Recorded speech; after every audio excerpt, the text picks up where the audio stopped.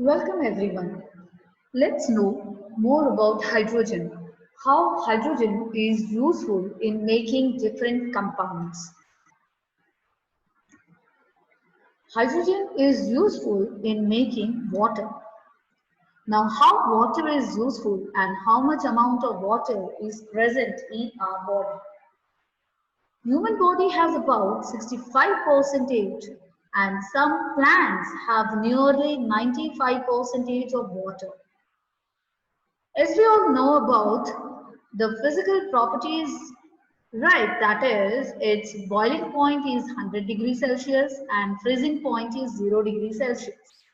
Now Celsius converted into Kelvin scale, so freezing point of water becomes 273.15 Kelvin, whereas boiling point becomes 373.15 Kelvin. Maximum density of water at 4 degrees Celsius is 1 gram per cubic centimeter. It is odorless, tasteless, as well as colorless liquid. Due to hydrogen bonding with polar molecules, water itself is a polar molecule. Even covalent compounds like alcohol and carbohydrates dissolve in water. This is how the water looks like, the structure of water.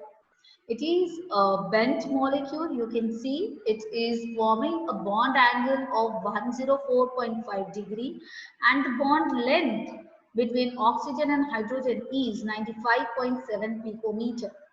Now, as I told you, water molecule is a polar molecule. Now, how it is polar? Hydrogen is highly electropositive, whereas oxygen is highly electronegative. So being highly electronegative atom, oxygen tries to attract the shared electron pair between oxygen and hydrogen and it acquires partial negative charge, whereas hydrogen acquires partial positive charge. Similarly, with these other hydrogen as well, hence total partial negative charge of oxygen becomes 2 partial negative charge, which makes the water molecules polar in nature. Here you can see its Lewis structure of water molecules and this is its molecular geometry of water molecule. Next, water in crystalline form. Ice is the crystalline form of water. At atmospheric pressure, ice crystallizes in the hexagonal form. Here you can see it is an hexagon. Hexagon means having 6 sides. At low temperature, it condenses to the cubic form. Density of ice is less than that of water. Why? Because you can see in structure of water, in structure of ice, we have lots of vacant spaces, which makes the ice density less than that of water. And this is the reason why ice cubes can float on water. Now, how water acts as chemically? How is its chemical behavior? We all know that water is amphoteric in nature. That means water can act as an acid as well as water can act as an base. In your lower grades, you might have you have already studied that acid plus base gives salt and water. Right. So here we have water plus ammonia. Now, ammonia is gaining proton. Right here, again, you have learned about the different definitions of acid and base as per the Arrhenius acid-base theory, Laurie-Bronsted acid-base theory, and Lewis acid-base theory. So here, in this case, as per Laurie-Bronsted acid-base theory or Bronsted-Laurie acid-base theory, what is this told? Here, ammonia is accepting a proton from water. Whereas we can say that water molecule donating its proton to ammonia. So here water donating its proton to ammonia, which helps water to act as an acid. In second case, you can see that water is accepting a proton from hydrogen sulfide and it converts into hydronium ion. So here water is acting as a base. So here which satisfies that water is amphoteric in nature. Water is acting as an acid and water is acting as an base. Now, autoprotolysis means the protolysis of water on its own. So, water and water, it produces hydronium ion and hydroxide ion. Therefore, the pH of water is 7 and it's neutral towards the pH. Water can act as oxidizing agent as well as reducing agent. Okay, because as it can act as an acid and base. Hence, when water is reacting with metals, at that moment, water is acting as an oxidizing agent, whereas when water is reacting with halogens, it is acting as an reducing agent.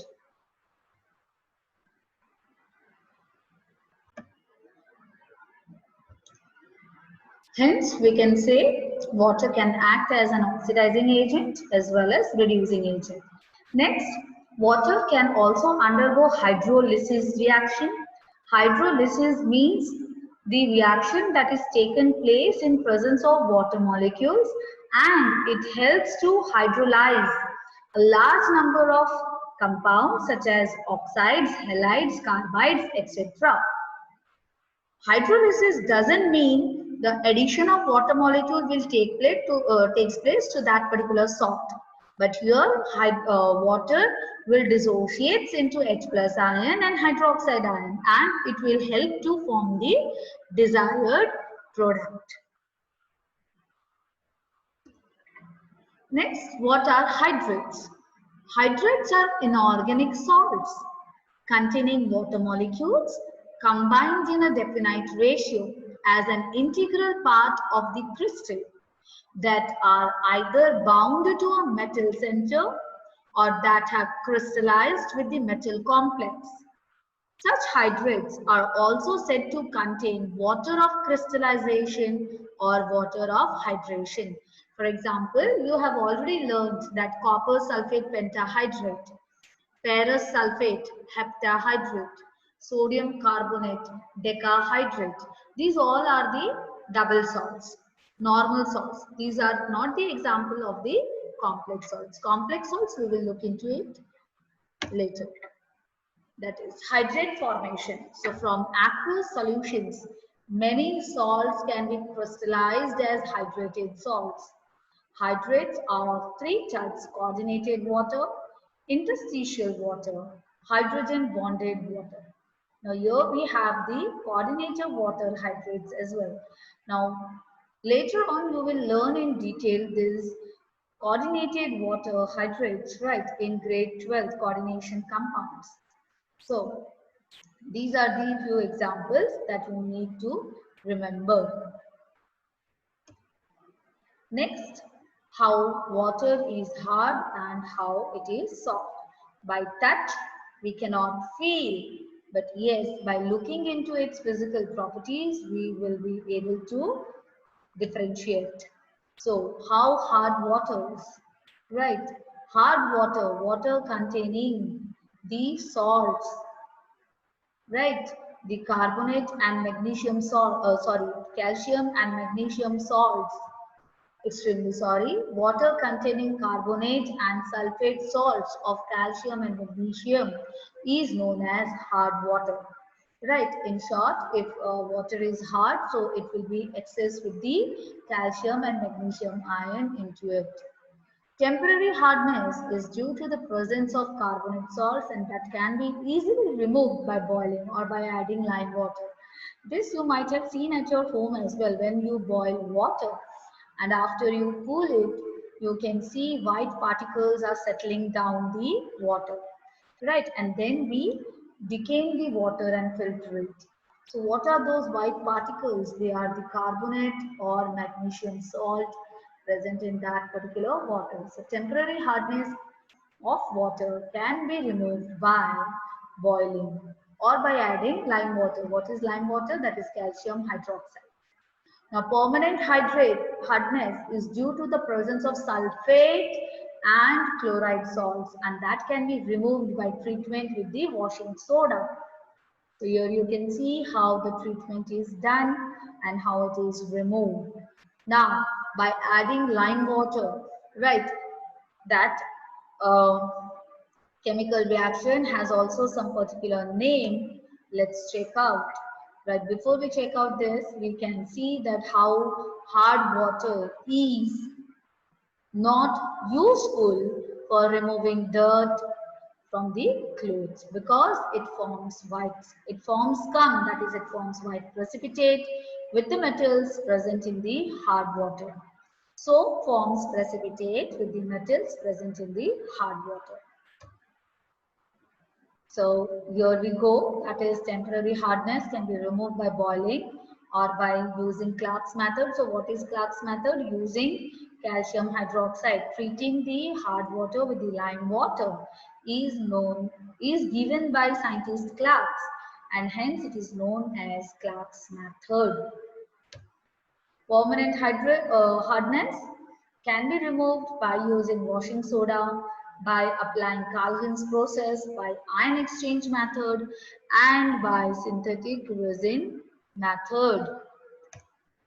Let's quickly check out what are these methods for.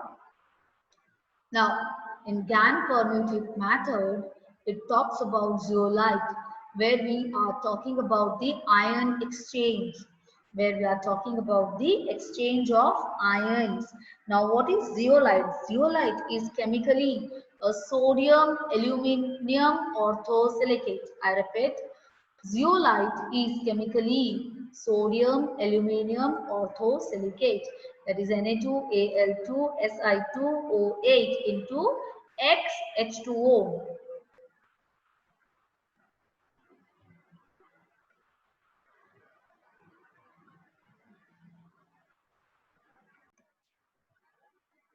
Your zeolite is Na2Al2SiO2O8 into XH2O plus calcium ion present in the hard water. Right. In this zeolite we have sodium ions. Now sodium ions is replaced by calcium ion, and sodium ion was set free, whereas calcium ion of hard water is exchanged with these zeolite and they obtain a salt molecules. Now the hardness is removed because hardness of water was due to the presence of calcium ion in the water. Next is your Calvin's process. In this method, we have utilized sodium hexametaphosphate known as Calvin. The hardness in water is removed by the adsorption. Now, what is adsorption? Adsorption means the chemical reaction that is taken place on the surface of the molecule. I repeat, on the surface of the molecule. It is not getting absorbed. Andar sokta nahi hai. Basic example of adsorption is, that is, cleaning or purifying the yellow color sugar crystals, right? So if we want to remove the impurities of sugar, what we will be doing is we will dissolve the sugar in the water, and into it we will add an animal charcoal. So what will happen after some time, you will see the yellow color impurities got stuck on the surface of the animal charcoal, and hence the water got sugar got purified, right? Next, we have again the ion exchange resin method or synthetic resin method. So in this method, the permanent hardness of water is removed by using resin. So calcium or magnesium ions are exchanged with chlorine or sulfate ions are exchanged with anion exchange resin.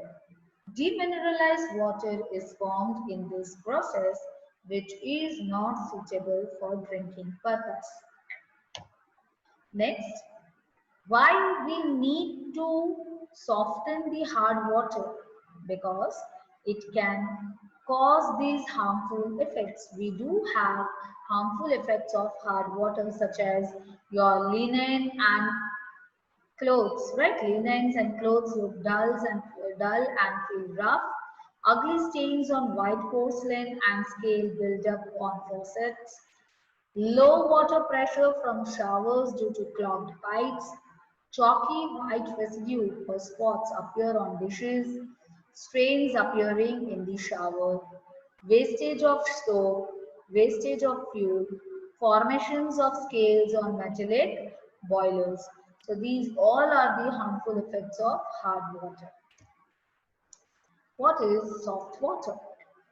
Soft water means water which readily forms leather with soap is called soft water. For example, rainwater, distilled water, RO water. RO water do contain some required minerals. So these all are the soft water. Now, what about heavy water? Is it the water that is too heavy? The way is heavy? Yes. The heavy water is not manufactured, but rather it is extracted from the quantity that is found naturally in lake water. The water is separated through a series of towers using hydrogen sulfide as an agent. Heavy water is used in the preparation of other deuterium compounds, as well as it is used as a moderator in nuclear reactor and also in the exchange reaction for study of reaction mechanisms. Next, we have hydrogen as a fuel cell. So when we talk about hydrogen as a fuel cell, it is very much useful because it is pollution free and it has almost 75% efficiency. Again, it acts on the basis of electrochemical cell, basis of the principle of electrochemical cell, and it is a renewable resource of energy. Hydrogen economy says that the transportation and storage of energy in the form of liquid or gaseous hydrogen. Advantage is that the energy is transmitted in the form of dihydrogen and not as electric power. You can see how we can obtain hydrogen as a fuel cell. And these are the market products that is in this form hydrogen fuel cell is available. Even hydrogen fuel cell can be utilized in the car, batteries as well as for the residential purpose as well. So here comes the advantages of hydrogen as a fuel cell. It is useful for the generation of electric power.